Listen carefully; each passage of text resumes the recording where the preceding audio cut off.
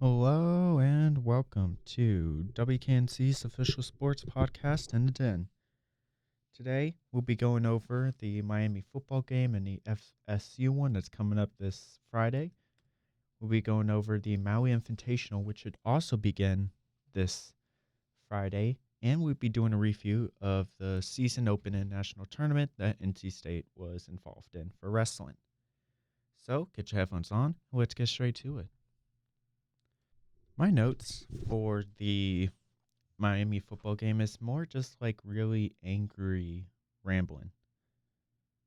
The only really good thing I have to say about this team is that for the first drive of the first half, the scripted drives, they looked at least partially competent.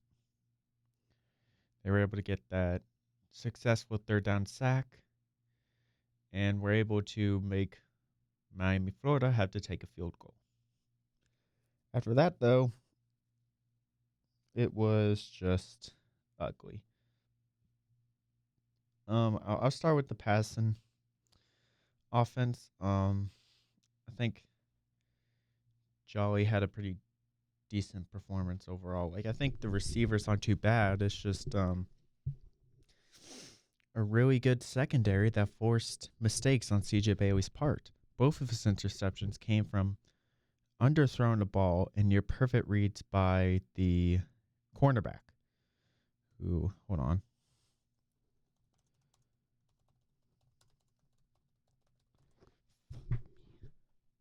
It was in large part due to Jacoby Thomas. And it was returned for 60 yards and a pick six. That was more than the team had in total rushing yards. And even like half of the total receiving yards. CJ Bailey only got 17 completions off of 30 attempts. His lowest on the season, I think, for 120 yards and those two interceptions. Both of them were just seemed like he was underthrowing them. You could argue that he was kind of rushed by the offensive line. I don't think they did too bad overall, but I mean that defensive line was really able to eat them up in the pass game and force some pressure on TJ Bailey, which led to those underthrow mistakes. Hollywood Smothers ran for a walloping -2 yards on the game. Jaden Scott got 14 yards, averaging 2 per rush. And it's embarrassing to see because, I mean, this defensive line just really ate up Smothers, and now he is the former leading rusher of the ACC. Virginia's Jamari Taylor, by the way. I can't be mad at Jaden Scott. I mean, Duke, he might be able to take over. Okay, Jolly didn't have a good performance. I was thinking Terrell Anderson. Jaden Scott, he got himself 40 yards reception, which is the most on a team. I mean, he was really the offense in today's game. It's going to be interesting to see how his role further develops into the rest of the season and how even next season he might be able to figure things out. I mean, at first I thought Hollywood Smothers was going to be good enough that he could potentially transfer out of NC State, but I don't really believe that anymore. I think he will probably have to either stick around or go to the draft. I don't know if he's draft eligible, though. I'm assuming he is. I feel like he's got to be. See, he is he's a redshirt sophomore. He would technically qualify, but he only has one really good season under his belt. What else do I have to say about the offense? I mean, that's about it. It was just a really terrible offensive performance. Punts, turnovers. They didn't lose the fumble, which is good. Even though Bailey did fumble, he was able to get it back. Caden Fordham. I'll go more into the defense later. But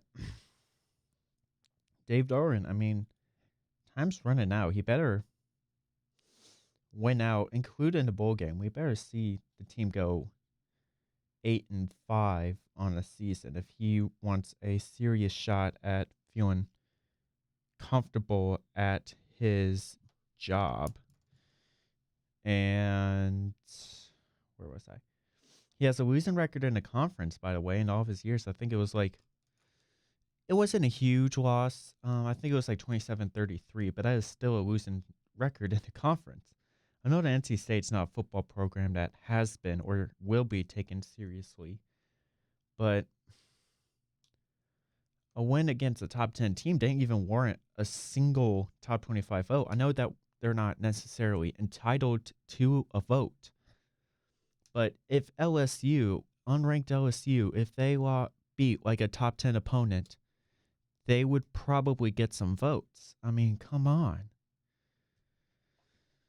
They haven't won a bowl game since Obama, like the Obama era. I believe it was like really early 2017. It may have been like the timeline might be a little bit messy there, but still, it has been almost 10 years since we've been a legitimate team. We've had ranked finishes and we've had decent performances, but not a bowl. We don't have big accomplishments. We haven't had a really great offense since Ryan Finley.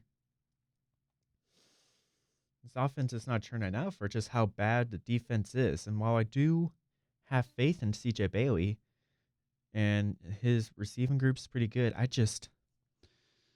right now the only fingers I can really point at are the coaching and maybe the offensive line. I would say I'm going into the defense now. This is DJ Elliott. This is his first season as a defensive coordinator, and this is the first season using this new defensive scheme. They're not competing for a championship anytime soon. Blah, blah, blah. Be patient. Holy this is probably the worst defense that NC State has ever had. And just, they only had 3 games and 2 in their conference where the points they have given up is less than 30. I think it was, let me go back. Okay, I know ECU, we're able to get them. Wake Forest and Virginia Tech, that was fresh off firing their head coach. And they lost that game too. And all of those were before their first bye. You expect them to be better as the season goes on, but I feel like they've just gotten worse and worse. I mean, see, 36, 34, 36, 41, 10, I guess, if you want to count Campbell. 33, 31. It's they don't know how to tackle. They don't know how to cover. I mean, I pointed out one play in particular. I usually don't point out plays, but if you look at the highlights and you go to 12:45 minutes left in the third, there's 5 guys covering absolutely no one. He's wide open on a short route, and I'm pretty sure he's able to get the first down on it. I mean, there was like all the time in the world for Carson Beck. Like, I mean, he could beg for the girlfriend he cheated on come back with the time he had in that pocket. It's just, I mean, Caden Fordham is the only guy on the defense who is actually something. He leads the nation in tackles, which is, kudos. Okay, he does not lead the nation. He leads the ACC in tackles with 103, which is pretty good. That's 20 above the next person in line. But come on. This is just egregious stuff. See, they gave Carson Beck 291 yards and 3 touchdowns. 3 other players were able to throw for, 3 for 7, like 76 yards, which I know isn't great, but I mean, that's enough to drive the ball and then give it to their running backs, Gerard Pringle or Chamar Brown, for touchdowns, which is something that they did. Malachi Tony really, I knew he was going to be someone to keep an eye on, but nobody did. And now we got 1 sack. Yeah, that 1 sack. Chase Bond, shout out to him. He did pretty well. Uh, did I mean I? I'm just gonna keep repeating myself. Um, he needs to go to an NFL team or even just a competent college football program because I think somebody will take. Oh, okay, well he's a redshirt senior. Never mind. Yeah, he's done for. He'll be a special teamer, I think, in the league. Um, uh, let's see. It's just uh, that's all I have to say.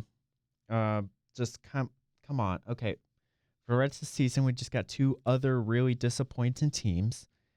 All that NC State can do and all that they should do is win out. Okay, I can't accept another loss because things were looking really good for NC State. Maybe I'm crazy. Maybe I should not have expected that. But this defense is terrible.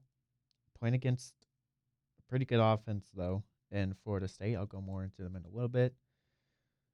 Just come on. Just look salvageable and play for your job because apparently that's what I think Doran's going to need to do. I think time is running out. So, Florida State. Let's get into it.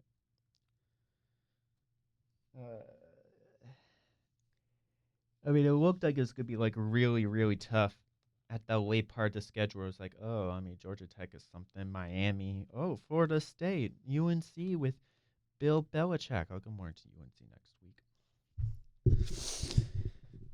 NC State has won 3 of their last matchups against FSU. Their last loss being in 2019 when Florida State fired their head coach midway through the season. While it looked like the same would happen to Mike Norvell, that may come next season. Florida State's 5-5, same as NC State, but have gotten off a 3-game losing streak in October to go 2-1 in the month of November. So they have the momentum, basically, is what I'm trying to say. Even though history says NC State has some momentum and it's at Raleigh, I would say that Florida State, as of right now this season, does have positive momentum, and they are playing for a bowl game as well. They have Gus Malzahn as their offensive coordinator, and they've been able to take advantage of that kind of spread offense with Tommy Castellanos, especially in the running game.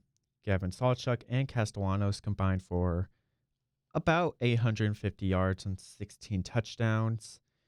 And the rushing total, in all of the running backs, they have like 4 that they use, combined for 30 touchdowns, which is one of the top in the ACC for sure.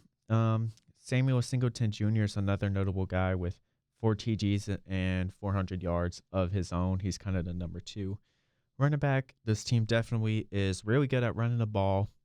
At this point, I'm willing to say that NC State is terrible at stopping the run. I doubt that they'll be able to stop basically the very similar formula to what NC State should have had, where it's like, okay, we can run with the quarterback. We can use him to sign runs, some RPOs. I don't know what NC State can defend against, and I have to believe that Sawchuk and Singleton Jr. are not one of them. Florida State's running offense has kind of slowed down in the past few weeks in terms of total yardage. They have been having to rely on either Castellanos or they're going to have to, his scrambling, have him throw. It could be possible for NC State to try to force them to throw, try to take something out of the game. But, I mean, even then, Florida State has their X factor with Deuce Robinson, 947 yards and 5 TDs. And most of his yardage coming in the month of November. He has really blown up over the course of this 2-1 series. He's the league above all the other wide receivers on his team and will likely need to be double covered for deep routes, which I would say is his strength. It will probably end up being another situation where it's like high safety, playing zone and kind of have to play off him, maybe kind of keep a cornerback on him. So Castellanos can't really scramble and throw it deep. However, I think that will open up Dancy and McCoy, who are also two decent receivers for Florida State, who could get some catches and touchdowns. In lieu of Robinson. The worst passing defense in the ACC, giving up 300 yards a game in the air, should be able to make Robinson look like prime Torrey Holt. I'm saying it. I could see him having a big game. I think, once again, NC State is going to give up a lot of points. You may be thinking, well, Florida State is not really one of the more efficient offenses in the league. I mean, Castellanos only has 12 touchdowns in the air. What you're not understanding is that they have 3 guys who can run pretty well. And then they can use that to open up the pass game, get Robinson, Dancy, or McCoy to mess them up. The best case is to put strong pressure on the offensive line, force Castellanos to scramble, and maybe then he'll make some mistakes. But even then, I doubt it because Bailey has more interceptions than Castellanos.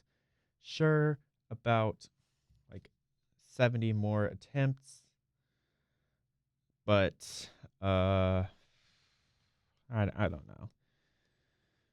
So, how strong does their Florida State's defense isn't too bad? They've been able to hold up their own.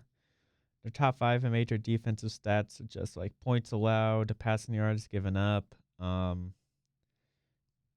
believe that they do have some solid guys on the defensive line with Mandrell Desir with 5 sacks, Ashland Baker. They have Earl Little Jr. and Jerry Wilson with 6 pass deflections and 8 interceptions between them. Earl Little Jr. being the leading tackler. After a tough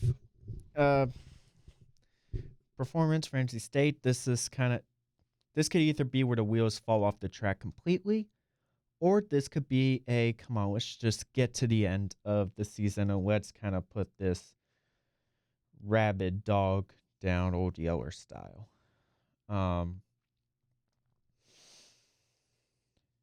Florida State has a really good defense. I think their big issue has just been playing calling overall. I mean, Tommy Castellanos isn't an elite quarterback, so there could also be that, but I think they have shown flexibility with their run and pass game as of late that could just really mess up what NC State could possibly do. Also, Florida State doesn't have a bad kicker. NC State has a bad kicker. I don't want to clean house on this coaching staff. I really don't. I just want to believe this is a bad season and we can just shake it off and hopefully next year have something solid. Maybe even get to double-digit wins next year, but there are a lot of good coaching candidates out there, and if they fire Doran, then I wouldn't really say anything about it. All right. I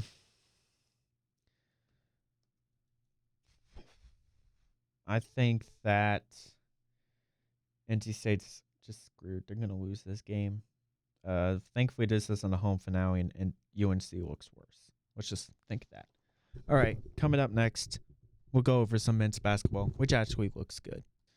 Well, NC State have gotten onto a really strong start this season, winning every game they're expected to with a lot of the early season cupcake opponents, and that's been able to jump them up to 25th in the nation. I will say they also played VCU, give them respect. They're an NCAA tournament regular. But NC State's offense has been a well-oiled machine so far, producing 100 games, 100 points per game against the low level, including 85 against Virginia Commonwealth. This includes being the third highest among Power 4 team and 3-point percentage with 43, sixth in that tier in overall shooting at 53%, 77% field goal accuracy, and pretty average but healthy 1.68 assist turnover ratio. Some big shout outs go to Musa Sagnia with his 6.3 rebounds. I was not expecting him to be as good as he was opening the season, and he's not even really he's starting I mean, he's a rotational guy. I was not expecting him to be our team's lead-in rebounder. I mean, Darion Williams is also really good. We do have a couple good big forwards, but I mean, we are kind of a small ball team, and that's just fine. That's fine. Can't really hate on that. Of course, shout out to Quadir Copeland, how he's been able to distribute the ball, and his 1.3 steals. Wish he could cut down on the turnovers. Holloman's also been really high turnover, but I feel like that's kind of expected for him as the sixth man. That's always been kind of what he does. He's just really trigger-happy passer. Let's see.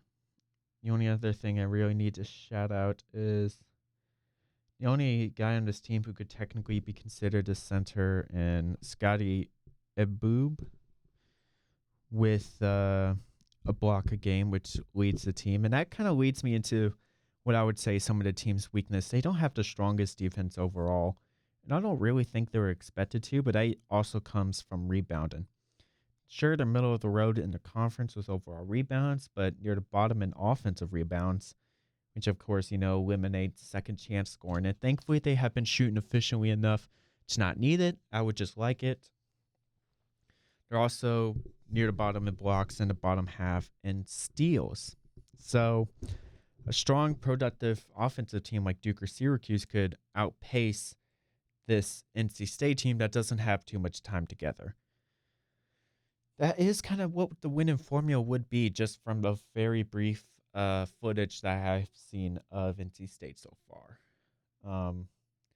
But, in the Maui Invitational, which is just purely a bracket, there is a chance that they could come out and get upset or even just wipe their way through the tournament.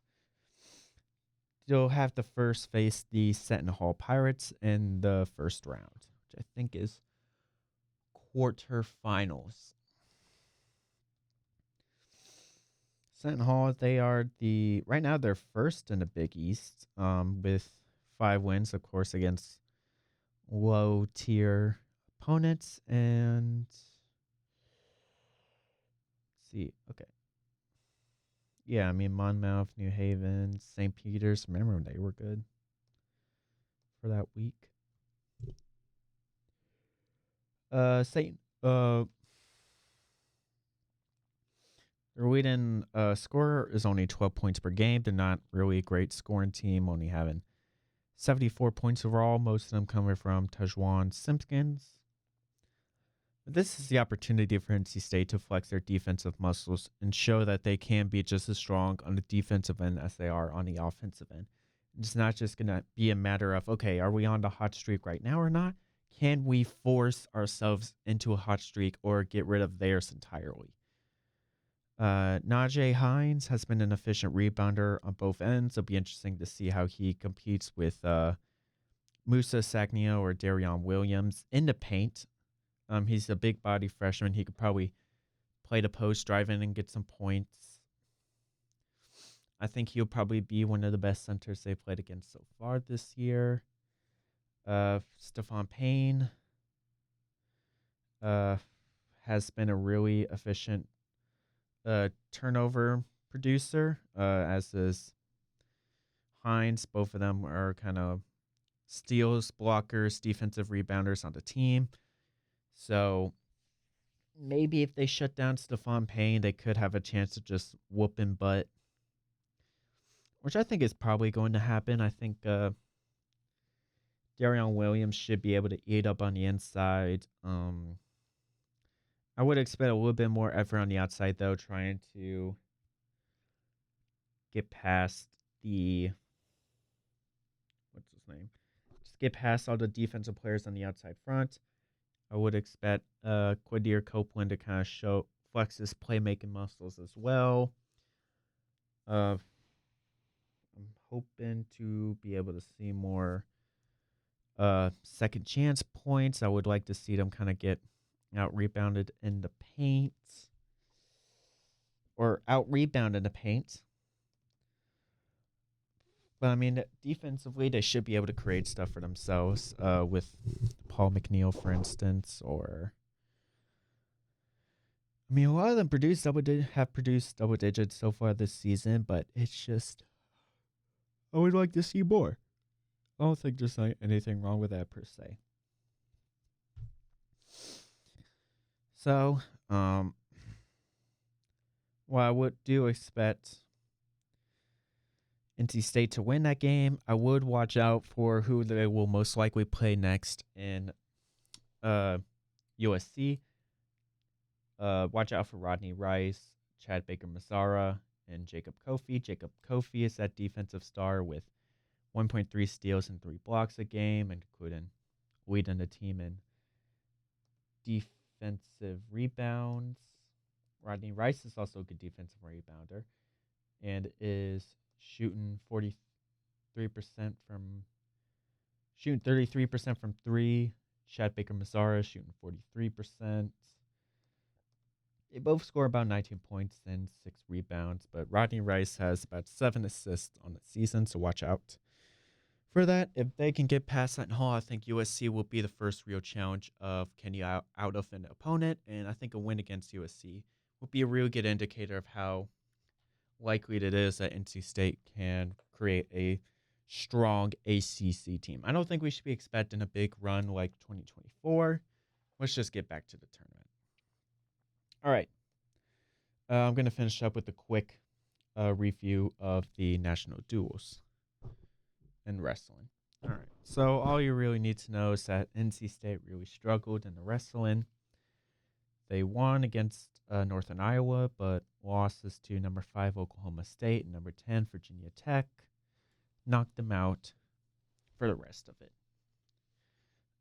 They won every matchup against number 14 Northern Iowa, except most notably against Wyatt Volker, who I think was playing at unranked.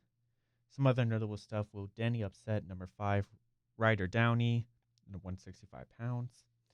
Blowout wins for number 5 and 174 Maddie Singleton and number 10 and 149 Coy Busigans for a total of 5 top 15 matchup wins. However, they kind of started to lose steam against Oklahoma State with 5 losses to top 10 opponents on Oklahoma State's roster. But Coy Bleskins did upset number 3 Casey Swiderski, and Vincent Robertson won his matchup as well. Their highest ranked loss will probably be against number 4 Ryder on the roster. And Virginia Tech, it was not close at all, 25-9. Ryan Jack, Maddie Singleton, and Coy Bleskins were the only consistent winners of this weekend. And they all won against ranked Virginia Tech opponents. But Vincent Robertson, who was originally number 1 in his weight class, was dethroned by number 4 Eddie Ventresca. Let's see, where are they ranked now? Let's see.